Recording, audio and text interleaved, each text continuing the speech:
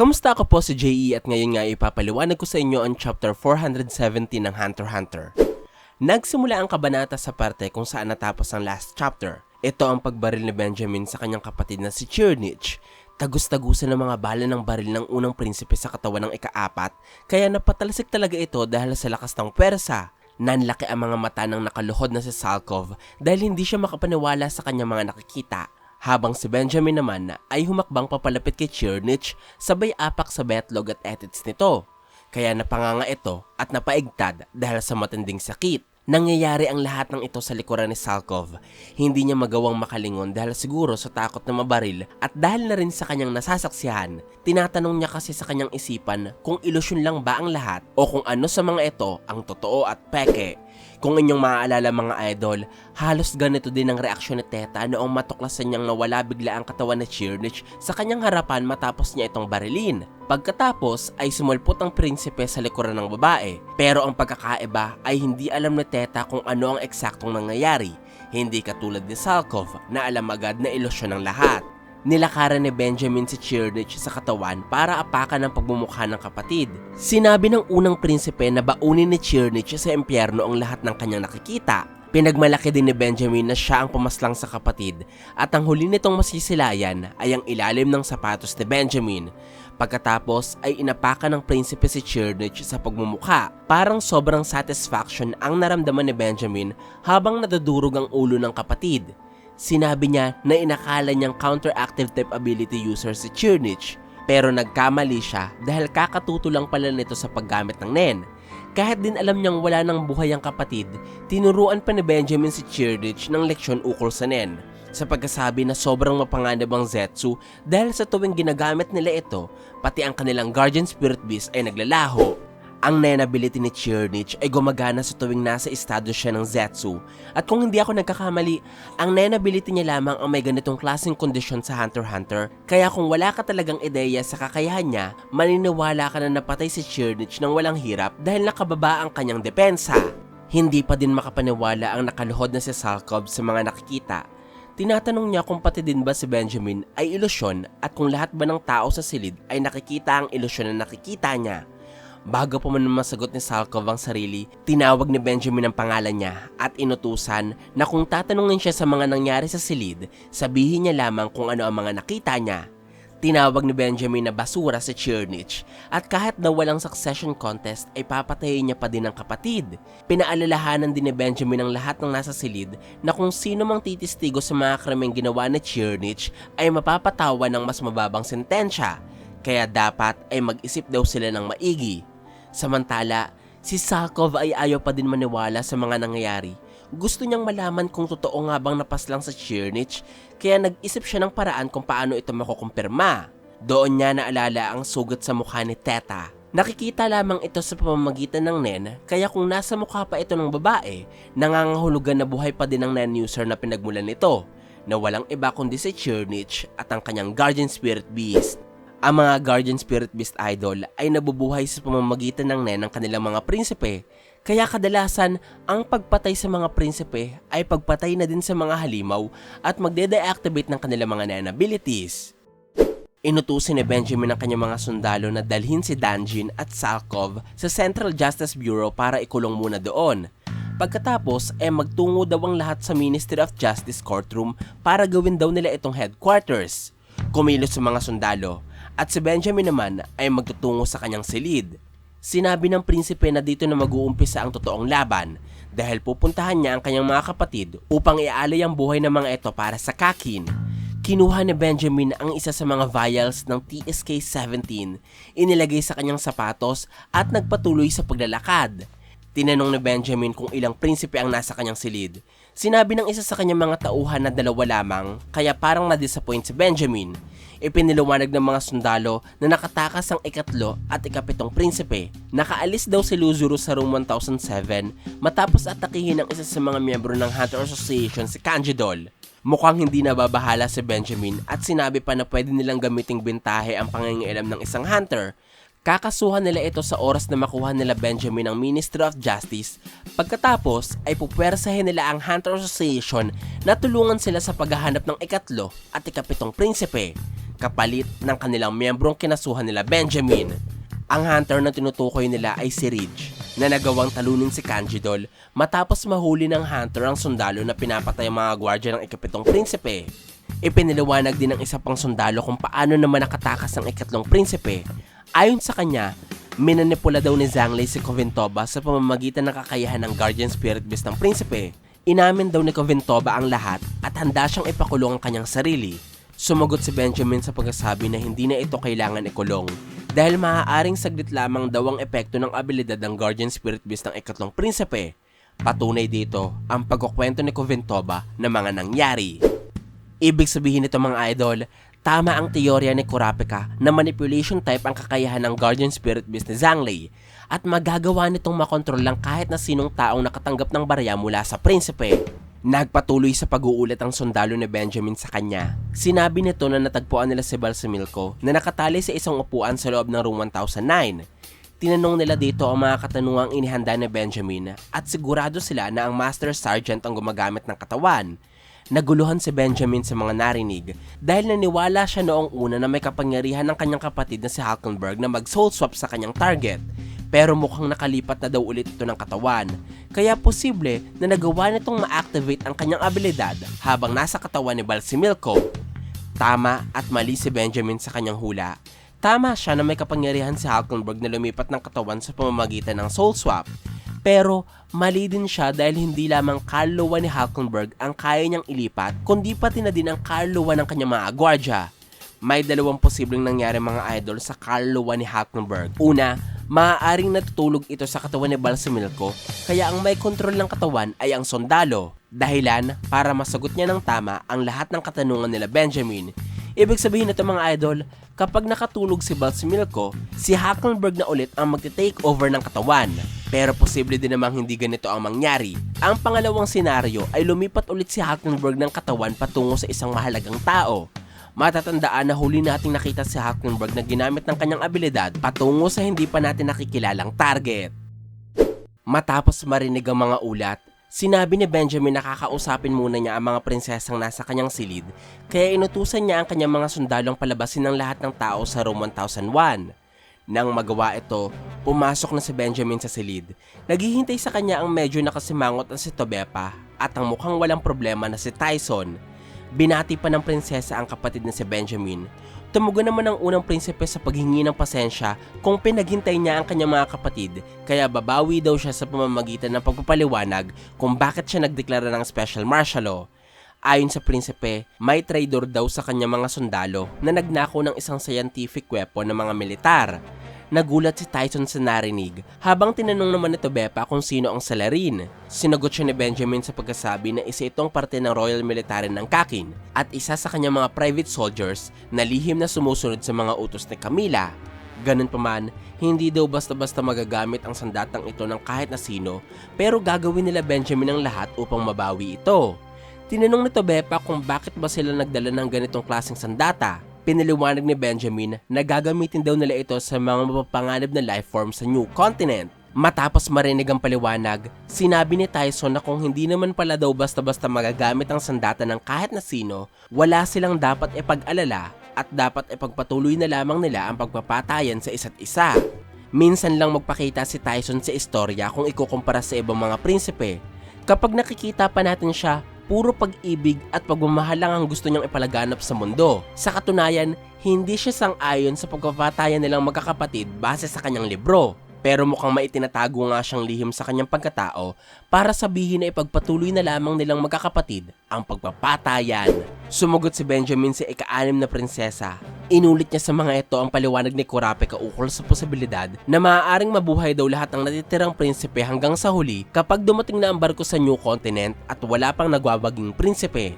Pero ang kapalit daw nito ay ang pagbagsak ng kapangyarihan ng kanilang dinastiya at pagkawala ng kapangyarihan ng mga Guardian Spirit Beasts. Kaya dapat daw nilang pag-usapan ng kanilang gagawin ukol dito dahil may mga prinsipeng hindi sang-ayon na hindi matapos ang succession contest. Habang pinapaliwanag ni Benjamin ang lahat ng ito, nagbubuga naman ang kanyang sapatos ng TSK-17 sa ilalim ng lamesa patungo sa kanyang mga kapatid. Sa tingin ko mga idol, magagawa ni Tobepa na mabuhay sa lasong ito dahil ang TSK-17 ay nanlikas sa pamamagitan ng mga kemikal. Sakto na ang Guardian Spirit Beast si Tobepa ay kayang lumikha din ng mga kemikal at drugs na may iba't ibang epekto sa katawan, kaya posibleng makalikha ito ng antidote para kontrahin ang TSK-17. Ang inaalala ko ay ang paborito kong prinsesa na si Tyson. Paano niya kaya mapapaglabanan ang TSK-17? Matapos ang pag-uusap, ipinaalam ni Benjamin sa kanyang dalawang kapatid na mananatili pa din ang Special Martial Law hanggat hindi pa nahahanap ang ninakaw na scientific weapon. Pero hindi naniniwala si Tobepa sa sinasabi ng unang prinsipe dahil sa palagay niya ay may ibang rason ang pagdedeklara ng Special Martial Law. Bukod dito, binalikan niya sa kanyang isipan ang teorya ni Kurapika ukol sa succession contest. Naniniwala si Tobepa na maaaring totoo nga ang posibilidad na pwedeng mabuhay ang lahat ng prinsipe sa succession contest at magiging dahilan ito para bumagsak ang pamumuno ng kanilang pamilya sa Kakin. Pero hindi ito pwedeng maisakatuparan hanggat buhay pa si Camila at Benjamin dahil ang unang prinsipe pa din daw ang pinakamalapit sa trono at kapag ito ang naging hari, tiyak na mula sa monarchy, magiging military government ang kanilang bansa. In short mga idol, sang-ayon si Tobepa na hindi sila magpatayan kahit mawala ang kapangyarihan ng kanilang pamilya. Pero ayaw niyang mangyari ito hanggat buhay pa sila Benjamin at Camila na pinaniniwalaan niyang hindi karapat-dapat na mamuno sa kanilang bansa. Lumipat ang eksena sa Tier 3 kung saan nagtungo si Benjamin upang hanapin ang kanyang kapatid na si Zhang Lei. Naghihintay kay Benjamin ang kanyang mga sundalo na sila Balsamilko at Kovintoba. Mukhang inutusan ng unang prinsipe ang mga ito na sumama sa kanilang misyon, kaya hindi napigilan ni Balsamilko na sambitin ang kanyang pag-aalala dahil hindi pa daw nila alam kung may natitira pang epekto ang mga nanabilities ng ibang prinsipe sa kanilang katawan. Kaya para sa Master Sergeant, hindi magandang ideya na kasama sila ni Benjamin sa ngayon. Pero hindi ito pinagtuunan ng pansin ng unang prinsipe. Para sa kanya, bahagi na ng pagiging sundalo ang pagharap sa panganib. Sa halip daw na mag-alala sa kanyang kaligtasan, mas gusto niyang gamitin nila Balsamilko at Kovintoba ang oras nila para pag-aralan ng kakayahan ng mga kalaban. Ipinunto ni Benjamin na parte ng tungkulin ng sundalo ang pagharap sa kahit na anong panganib. Hindi daw exempted ang unang prinsipe dito, kaya inutusan niya ang dalawa niyang sundalo na gumamit ng Gyo. Sinunod ni Balsamilko at Kovintoba ang utos ng prinsipe at dito nila natuklasan ang nakakabiglang kalagayan ni Benjamin. Makikita mga idol ang itim na mga mata ni Benjamin. Epekto daw ito ng sumpa ng private guard ni Camila, isang lihim na teknik ng mga have-nots. Bukod pa dito, nahawaan na rin si Benjamin ng TSK-17 at kalahating araw na lang ang tinatayang natitira niyang buhay. Mas nakakatakot pa, posible ring target siya ng Nen Curse na inilagay ni Beyond kay Furikov, isang sumpang mas makapangyarihan pa kaysa sa teknik ng mga have-nots. Pero sa halip na matakot sa nalalapit niyang kamatayan, kabaligtaran ang naging reaksyon ni Benjamin. Para sa kanya, mas lalong nagiging kapanapanabik ang sitwasyon. At bago sila magpatuloy sa kanilang operasyon, muling pinatatag ni Benjamin ang loob ng kanyang mga tauhan. Pinaalala niya na ang kanilang mga kalaban ay hindi dapat katakutan kundi dapat ubusin. Maging ang kamatayan daw ay hindi dapat takbuhan. At sa huli, sabay-sabay nilang ipinahayag kung sino sila. Sila ang First Squadron ng Royal Military ng Kakin. Ipinag-utos ni Benjamin ang pagdakip sa mafia boss ng Shio family na si Honor Longbow. Agad itong isinagawa ng kanyang mga tauhan. Si Honor mga idol, ang sinasabi kong tunay na ama ni Zhang Lei, kaya tinutulungan nito ang anak na manalo sa succession contest kasama ang Shio family. Agad ding nagbigay ng utos si Benjamin sa pagtugis kay Zhang Lei. Sinabi nito na kung nakatakas ng ikatlong prinsipe mula sa Tier 1 at nakababa na sa lower tiers, ipinapasa na niya sa 3rd Squadron ang trabaho sa paghahanap dito. Kasabay nun, inuutos din ni Benjamin na arestuhin ng mga boss ng Shiyu at Char at kasuhan sila ng pagtataksil at paghahanda ng rebelyon. Para kay Benjamin, imposibleng hindi tinulungan ni Honor si Zhang Lei at dahil dito, itinuturing ni Benjamin na kasabot si Honor sa isang seryosong krimen. Pero, malulusutan niya ang problemang ito kung aaminin niya ang lokasyon ni Zhang Lei. Makalipas ang ilang sandali, nakatanggap si Benjamin ng ulat mula kay Chiyamasi. nakumpirma ng kanilang mga tauhan na dumaan si Zhang Lei sa connecting bridge mula sa corridor malapit sa living quarters ng boss ng Shiyu papunta sa Tier 2 ilang sandali bago ang deklarasyon ng Special Martial Law. Sa ngayon, sinusundan na nila ang bawat takbang ng Third Prince para matukoy ang eksaktong escape route nito. At nangako si Chiyamasi na magbibigay ng panibagong ulat makalipas ang 15 minuto. Dahil doon, agad namang nagbigay ng panibagong utos si Benjamin. Ipinadala niya ang 3rd at 7th Squadron para ituon ang kanilang grupo sa paghahanap at paghuli kanila Zhang Lei at Lazarus. Katulad ng sinabi ko sa inyo noon mga idol, sa tingin ko, hindi talaga sinasadya ni Lazarus na umalis sa kanyang silid. Bagkos, dinukot siya ng grupo nila Kacho, Melody at Kaiser sa pamamagitan ng nanability ni Fugetsu. Nasabi ko ito dahil isa siya sa mga hinahanap nila Benjamin. Walang ulat ang mga ito ukol sa ikapitong prinsipe at bukod doon, kahit din ang mga gwardiya ni Lazarus ay hindi alam kung nasaan siya. Habang isinasagawa ang kanilang mga operasyon, pumasok sa isipan ni Benjamin ang mga posibleng mangyari sa succession contest. Sinabi niya na hindi maganda ang kahahantungan ng Kakin kapag maraming prinsipe pa ang nanatiling buhay pagdating nila sa New Continent. Pero naisip din ni Benjamin na paano naman kung kabaligtaran ang mangyari? Paano kung ang lahat ng prinsipe ay tuluyang mamatay? Sa unang tingin, dapat ay katapusan na rin iyon ng Kakin at ang succession contest. Pero naalala ni Benjamin na may isang umiiral na provision sa batas na maaaring magbigay sa kanya ng ibang resulta. Ito ang Article 1 ng Emergency Law. Isang batas na ginagamit kapag ang mismong survival ng monarkiya ay nanganganib. Ayon sa batas na ito, kung sakaling ang hari at ang lahat ng susunod na tagapagmana ay namatay o nasa bingit ng kamatayan dahil sa isang hindi maiiwasang krisis gaya ng scientific weapon, epidemya, malawakang kaguluhan o natural na kalamidad, maaari itong ituring na isang pambansang emergency at gagamitin niya daw ang solusyon na sinasabi sa batas para manalo sa succession contest. Babalikan natin ang batas na ito mga idol mamaya kapag tinalakay muli ni Benjamin kung ano nga ba ang batas na ito. Para mapagana ang emergency law, kailangan nasa bingit ng kamatayan ng mga prinsipeng kalahok sa succession contest. Kaya inisa-isa ni Benjamin ang kasalukuyang estado ng kanyang mga kapatid. Una dito ay ang ikalawang prinsesa na si Camilla na sigurado si Benjamin na mamamatay na sa loob ng 13 hanggang 19 na oras. Para kay Benjamin, si Camilla mismo ang gumawa ng mga aksyong magpapahamak sa kanya, kabilang dito ang tangka nitong pagpatay sa kanya. Sapat na ang mga pangyayaring nakapaligid sa insidente para ituring si Camilla bilang terorista at pangunahing sala rin sa mga kaguluhan. Bukod sa prinsesa ay si Chirnich. Masaya si Benjamin na napaslang niya ang kapatid dahil itinuturing niya itong malaking banta sa Kakin dahil sinisira daw nito ang kanilang bansa mula sa loob. Kaya wala siyang pagkasisi sa naging resulta ng kanilang paghaharap. Pero hindi pa doon nagtatapos ang kanyang plano. Inalala din ni Benjamin ang paghawa niya kanila Tobepa at Tyson ng TSK-17 at dahil doon, halos kasabay nila si Camilla na mamamatay. Ayon kay Benjamin, hindi niya nilaso ng dalawa dahil sa personal na galit. Sa katunayan, kinikilala pa rin niya na may mga mabubuting katangian sina Tobepa at Tyson. Pero para kay Benjamin, hindi sapat ang pagiging mabuting tao para maging karapat-dapat na hari. Kaya sisiguraduhin na lamang daw niyang hindi mawawala ng saysay ang pagkamatay ng mga prinsipe at gagawin niyang bahagi ng kanyang layunin ng lahat ng sakripisyong ito. Ipinangako ni Benjamin na poprotektahan niya ang susunod na hari, pagkatapos ay susunod pa dito at ang mga susunod pa para magkaroon ng kabuluhan ang pagkamatay ng dalawang prinsesa. Dito mo makikita mga idol ang iba't ibang dahilan ng mga prinsipe kaya gusto nilang manalo sa succession contest. Si Benjamin ay gustong maging hari para manatili ang kapangyarihan ng kanilang pamilya at hindi mawala ang lakas ng kanilang bansa. Si Chirnich naman ay para magpalaganap ng kasamaan sa mundo at si Hackenberg ay para baguhin ang klase ng pamumuno sa kanilang nasyon na nagtutulak sa mga prinsipeng magpatayan para pamunuan ng Kakin. Ito ang layunin ng mga matatandang prinsipe. Samantalang ang mga bata pa at mahihina ay gusto lamang mabuhay at makaligtas mula sa succession contest. Inisip din ni Benjamin ang ikalabing isang prinsesa ni Fugetsu. Ayon kay Benjamin, hindi mapepeke ang matinding panghihina na ipinakita ni Fugetsu matapos mamatay si Kacho. Naniniwala siyang ang mga nilalang na gumugulo kay Fugetsu ay mga masamang ligaw na espiritu na naaakit sa kaluluwa ng isang taong tuluyan ang nawalan ng pag-asa.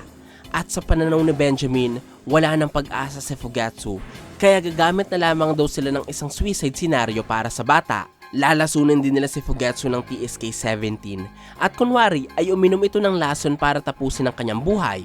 Sisiguraduhin na lamang daw ni Benjamin na hindi magiging malupit at masakit ang magiging kamatayan ng prinsesa. Ipinagdasal ni Benjamin si Fugetsu na naway may isilang ito sa isang normal at payapang pamilya sa susunod nitong buhay. Si Fugetsu mga idol ay nasa Justice Bureau at nabanggit kanina ni Benjamin na dito sila mag-headquarters, kaya mukhang nanganganib ang buhay ng batang prinsesa kapag hindi nakagawa ng paraan sila Kacho, Melody at Steiner na may itakas ang prinsesa. Ang huling tagapagmana ng trono na inalala ni Benjamin ay si Wobble. Para kay Benjamin, ang taktikang ginamit ni Obito para iligtas ang kanyang anak ay para sa mga mababang klaseng tao lamang. Naiintindihan ni Benjamin si Obito kung bakit umabot ang reyna sa ganoong desisyon. Alam niyang may mga taong handang magsakripisyo ng isang sanggol kapalit ng malaking gantimpala para sa kanilang pamilya. At sa gitna ng ganitong sitwasyon, ang tanging tao na makakaunawan ng paghihirap ni Obito ay ang kanyang sariling kapatid na mayroon ding maliit na anak. Para kay Benjamin, maaaring totoo ang sinasabi ni Obito na wala ang kanyang anak sa loob ng barko. Pero hindi ibig sabihin noon na pareho rin ang kanyang magiging konklusyon tungkol sa buong insidente. Ang lakas ng loob ni Benjamin mga idol para sabihin na pangmababang klaseng tao lamang ang estratehiya ni Obito sa paggamit ng ibang sanggol para iligtas ang kanyang anak.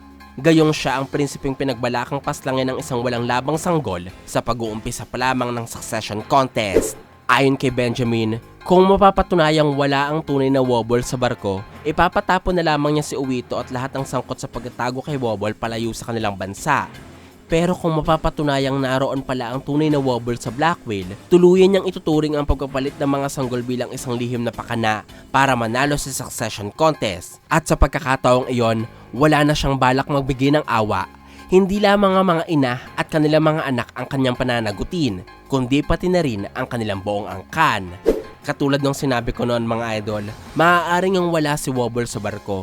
Pero nasabi ko lamang ang mga ito dahil sa mga ipinapakita sa atin ni Obito at dahil sa mga sinasabi niya.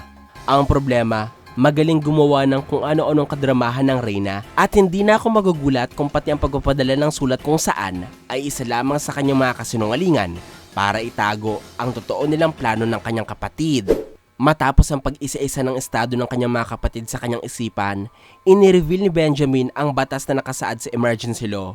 Ayon sa prinsipe, kung dumating sa punto na lahat ng posibleng tagapagmana ay haharap sa hindi maiiwasang kamatayan at ang kasulukuyang hari na lamang ang matitirang buhay, may kapangyarihan ang hari na agad na magtalaga kung sino ang magiging susunod na tagapagmana at kung ano ang magiging pagkakasunod-sunod nila. Plano ni Benjamin na hawaan ang lahat ng mga natitirang prinsipe ng TSK-17 at dahil sa magiging tiyak nilang kamatayan, mapapakinabangan ni Benjamin ng emergency law para pilitin ang kanyang amang hari na ideklara bilang hari ang anak ni Benjamin. Medyo napapaisip ako sa planong ito ni Benjamin mga idol kasi posible lamang ito kung mapapatay niya talaga ang lahat ng prinsipe. Pero paano kung hindi niya mahanap kung nasaan na si Hackenberg? Paano kung hindi niya mapasok ang silid ni Mariam? At paano din kung hindi na talaga nila mahanap si Wobble? Lahat sila ay pwede pa ding maging hari. Dahil kung tutuusin, mas una sila sa succession bago dumating sa anak ni Benjamin. Bukod sa emergency law, inireveal din ng kabanata ang nanability ng guardian spirit beast ni Benjamin. Ito ang Bohemian Rhapsody. Kapag namatay daw si Benjamin, magsasanib ang kanyang nen at guardian spirit beast. Pagkatapos ay pipili ito ng isa niyang kadugo bilang susunod na magiging host. Pero may kapalit ang prosesong ito. Sa sandaling tuluyang makipagsanib ang Carlowa ni Benjamin sa Nenbeast at mawalan siya ng kakayahang manirahan sa isang buhay na katawan ng tao, mawawala rin ang kanyang eligibility bilang isang successor sa trono. Katulad ng nangyari kay Kacho. May particular ding sistema kung paano pipiliin ang mga susunod na host. Sa simula, mamimili muna kung si Benjamin mismo o ang kanyang guardian spirit beast ang unang magkakaroon ng karapatang pumili ng magiging host. Pagkatapos noon, kapag namatay ang kasulukuyang host, sa alitan nilang pipiliin ang susunod nilang kadugo na kanilang babantayan. Ibig sabihin, hindi basta-basta mawawala ang kakayahang ito ng guardian spirit beast sa pagkamatay ni Benjamin. Hanggat may natitira siyang blood relatives na maaaring maging host, maaari itong magpatuloy mula sa isang henerasyon patungo sa susunod. At dito niya nakita ang tunay na halaga ng kanyang guardian spirit beast. Para kay Benjamin, hindi lamang ito isang kakayahang makakatulong sa kanya sa succession contest. Naniniwala siyang sa pamamagitan nito, maaari niyang ipagpatuloy ang kanyang kagustuhang protektahan ng Kakin kahit matapos ang kanyang sariling kamatayan. Sinabi ni Fury Cub ang kakayahang ito ng Guardian Spirit Beast sa kanya, kaya nakakasigurado si Benjamin na kahit mamatay man siya, maaari niyang ipasa ang kapangyarihang ito sa kanyang mga anak o apo at patuloy na bantayan ng bansa hindi lamang sa kanyang panahon kundi magpakailanman. Binalikan ni Benjamin ang sumpa na inilagay ni Beyond sa katawan ni Fury Cub. Ayon sa prinsipe, ang paraan lamang upang mapaglabanan ng sumpa ay sa pamamagitan ng counter curse at magagawa lamang nila ito kung unang mamamatay si Benjamin bago i-activate ni Beyond ang sumpa. Pero kung maunahan sila ni Beyond, malaki ang posibilidad na mamamatay si Benjamin at hindi gagana ang 9 ability ng kanyang Guardian Spirit Beast. Para sa akin mga idol, medyo walang kwenta at walang silbi ang Guardian Spirit Beast ni Benjamin sa Succession Contest dahil ang ibang mga prinsipe ay may mga Nenbeast na nagtatagli ng abilidad na kayang tumulong talaga sa kanila para manalo sa Succession Contest. Pero ang nakuha ni Benjamin na Nenbeast ay mapapakinabangan lamang niya kung mamamatay siya. Parang sa aspetong ito, nakalalamang sa kanya ang ibang prinsipe. Sa huling pahina ng kabanata, inalala ni Benjamin ang pagtatraidor ng kanyang sariling ina sa kanya. Ayon kay Benjamin, sinamantala ni Unma ang pinakamasamang posibilidad na iniisip ni Fury Cub na baka si Benjamin ang tunay na target ng sumpang inilagay ni Beyond sa sundalo. Dahil dito, ipinasa ng kanyang ina kay Fury Cub ang TSK-17 at ginamit ito ang sundalo upang mapilitan si Benjamin na umpisahan ang special martial law. Aksyong papas lang sa iba pang prinsipe, kasabay ni Benjamin. Lahat ng ito ay plano ng unang reyna dahil gusto nitong maging hari ang kapatid ni Benjamin na si Hulkenberg, ang prinsipeng mas makokontrol ni Unma. Galit na galit si Benjamin sa kanyang ina dahil sa paggamit ito ng katapatan ni Fury Cub para paglaruan siya. Ganun pa man, isa itong malaking pagkakamali ayon sa unang prinsipe dahil sisiguraduhin niyang tatanungin niya ang kanyang sariling ina at pipilitin ito na magmakaawa para sa kanyang sariling buhay o para sa buhay ng kanyang nakababatang kapatid. Naiintindihan ko mga idol ang galit ni Benjamin sa puntong ito dahil mas matatanggap niya pa siguro kung mga kapatid niya ang papaslang sa kanya sa Succession Contest. Pero ang malamang sarili niya mismong ina ang gustong pumatay sa kanya ay lubhang nakakagalit talaga. Sa kabanatang ito, nakita natin na handa si Benjamin na gawin ang lahat para lamang isama sa hukay ang kanyang mga kapatid, ang traidor niyang nanay at ang mga taong hadlang para makuha niya ang trono at maipasa ito sa kanyang anak. Ano pa kaya mga idol ang mga susunod na aksyon ni Benjamin para manalo sa Succession Contest? Yan ang nakakapanabik makita sa mga susunod na kabanata ng Hunter x Hunter.